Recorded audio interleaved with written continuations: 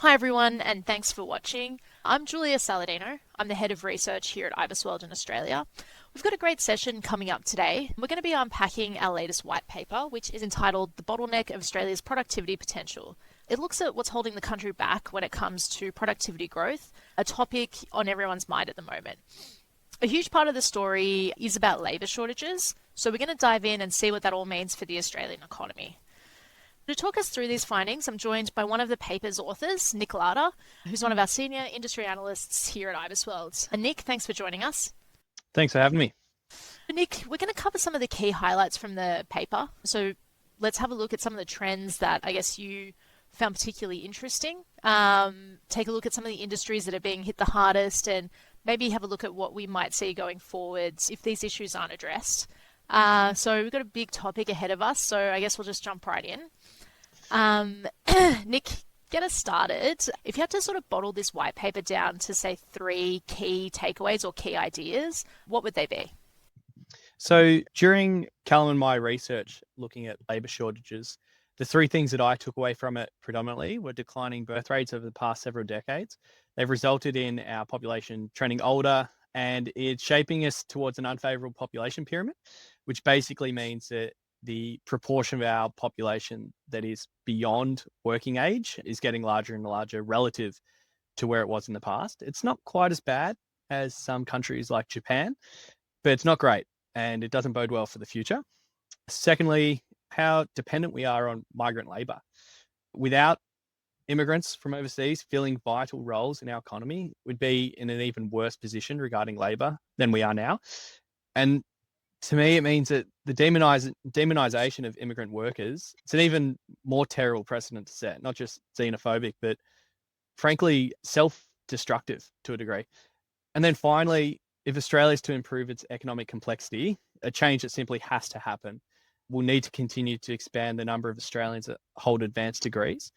The problem with that being a double-edged sword, that also removes the proportion of people from the trades. And that's a significant threat because without plumbers, carpenters, electricians, builders, we'd stand no chance of building the housing and infrastructure that we definitely desperately need. Yeah, great. And so, I mean, that economic complexity that you talk about, that's sort of really looking at diversity of exports, right? So looking at the fact that Australia's, exports, I think it's something like over 60% are held in iron ore, coal, and gas, pretty much. Is that right? Yeah, which considering we're a price taker for all those commodities, we're not a price setter, doesn't bode too well for the future. If any of our major buyers, for instance, China with our iron ore, decide that they don't want it as much as they used to, puts us in a very vulnerable position. Yeah, sure. And I mean, how does Australia rank in terms of economic complexity? Are we similar to other sort of developed countries, or where do we sit? Not at all. Unfortunately, we're ranked 99th. So we have now cracked the top 100, which is great, but we're so far off the pace with some other countries. Japan is the most complex economy in the world just based on their exports. Uh, and then I think South Korea is really high up there as well. The US is quite well ranked just because they do so much different stuff, but we are very vulnerable at the moment. Yeah. Okay. Um, and following on from that, is there a industry or a sector that you think might be the most impacted in all of this, or is it more of a blend of many different areas? I think every sector within the Australian economy, they'd all say that they are in dire need of assistance immediately. But the 2 that left out to me the most, as both the most concerning and the most pressing right now, would be healthcare and social assistance, along with the construction sector. hmm Great. Yeah, you can sort of really see in that healthcare area a huge spike in vacancies there, and same with Mm. construction. Yeah, you certainly can. Around COVID, when we just like obviously had way less people coming into the country, that the healthcare and social assistance sector really does rely on immigrant workers quite a lot. And so when they weren't allowed into the country, demand naturally went up during a pandemic. We just couldn't fill the roles. Yeah. And I guess on the flip side, is there sort of one particular leading cause of labour shortages, or do you think it's more just a, culmination of many, many factors that are leading to this? Mm. If it was one problem, that'd be great. We could just fix that. Have 100,000 more kids a year. Awesome. But unfortunately, that's not it.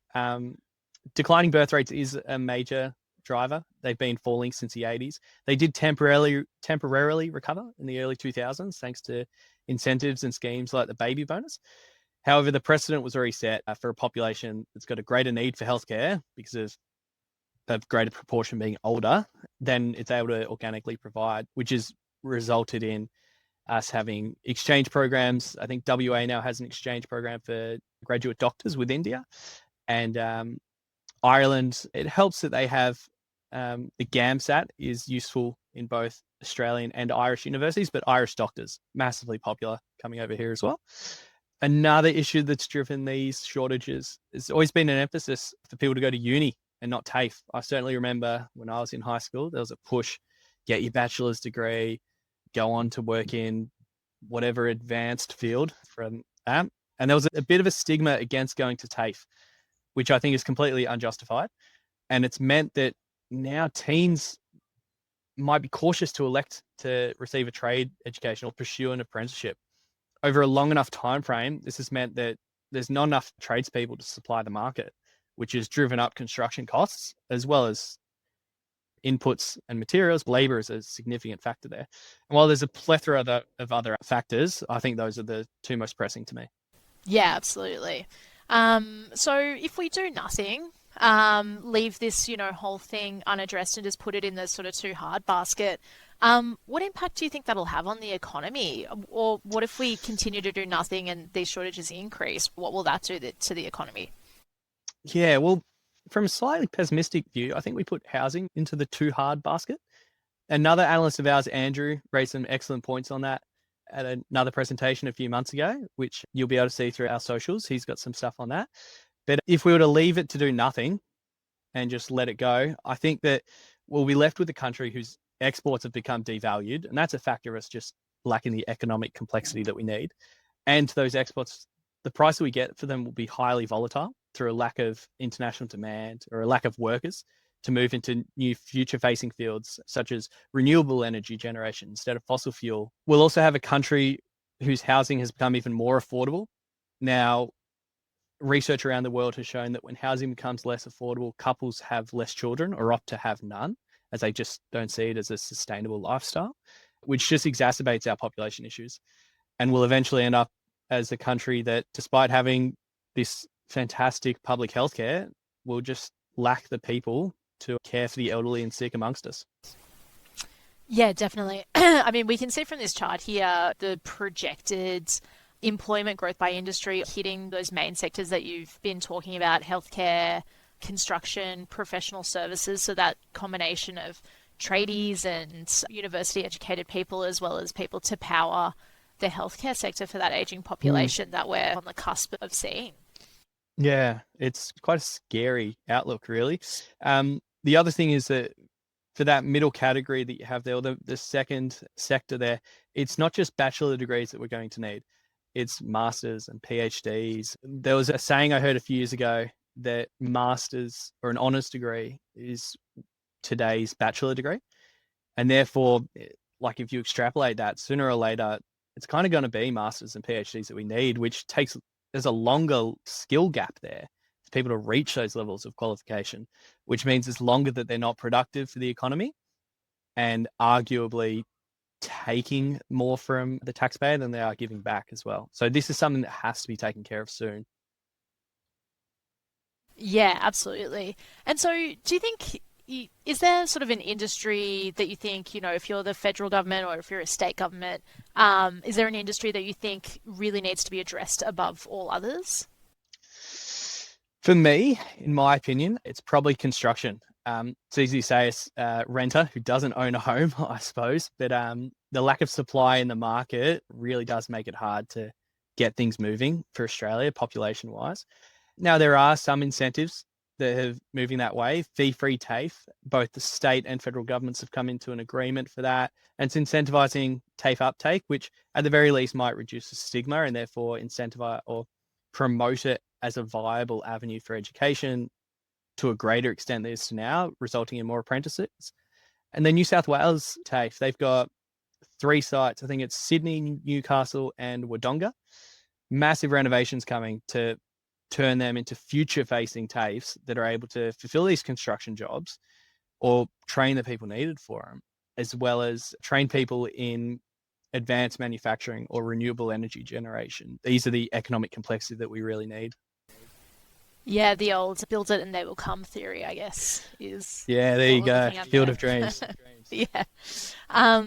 So I guess in terms of people who might be watching today, who perhaps are in charge of strategy for the company that they work at, or they're a business owner, how can businesses at that individual level combat labor shortages or get around it? Yeah, my answer is probably pretty biased as an employee. I will say that life at IBISWorld is great, so I'm not complaining. But I think business owners and managers should incentivize their best staff to stay on, offer them recognition and positions that allow them to drive company culture. They're already doing the job well, so why not put them in a position to train more people to do it and allow that culture to flourish? Real wages in Australia have been stuck in the mud for over a decade. And with our recent spikes in inflation the last couple of years, it's made it harder and harder for people. So there's no wonder that more people are moving jobs often in pursuit of pay rises. However, if companies can keep these staff and upscale them internally, they'll be much better placed to navigate labour shortages, as they simply will need to hire less often and spend less resources training new hires. Yeah, I mean, we can start to see a bit of that in this chart around working from home, where pre-pandemic levels we're still well above that in terms of, I guess, affording people that additional work-life balance that comes with working from home a few days a week and missing that commute. Totally. And I mean, I think work from home can be extrapolated as well to potentially incentivizing people to have more kids as well, to fix that population pyramid, because all of a sudden, maybe you don't need 4 days of childcare. Each parent can spend a day or two at home and sort of do stuff around the house. And suddenly maybe kids aren't as scary a prospect again. Yeah, absolutely. We'll have to overlay a couple of charts there and see if we can prove it. Yeah. Um, Just to finish up, Nick, what are your final thoughts here? Do you think we're well placed as a country to overcome these labour shortages?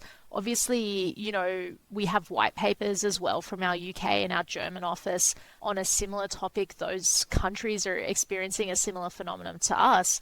In isolation, do you think that we're in a good position to overcome labour shortages, or do you think we still sort of need to wait and see a little bit? I think we are overall. Despite the little bit of pessimism earlier, I am an eternal optimist generally. I think we can get there. I think Australia has the sufficient cultural cohesion to kind of make big changes like this if we need. However, it will take some evolution in our perspectives of what a good job is, or what respectable job is, at least at a high school level, when we're encouraging the next generation to go through. And it's going to take a fair bit of career changing for those already in the workforce. We've heard for a long time that people who are in fossil fuel energy generation are going to have to find new work when coal reactors shut down and whatnot. And so if you can install battery in those areas and then train those people up to work on that, or solar farms, then that might be a bit of short-term pain for a bit of long-term gain. Maybe the people we need are already here for those future-facing jobs. But with good, well-directed incentives and support from the federal and state governments, I do think Australia can get to where we need to be in the next 50 years. Yeah, absolutely. And I guess we'll see in the coming weeks, the federal government has their productivity roundtable. So we'll see if some of your predictions or commentary maybe comes to life, finds a headline in that over the next few months. Nick, thanks very much for joining us today. Appreciate your time. If you are interested or want to hear more about what we talked about in today's webinar, please feel free to jump onto our blog. You can find the full white paper, different articles, and a whole bunch of stuff around labour shortages. Thank you very much for joining us, and thanks again, Nick, for your time. Thanks for having me.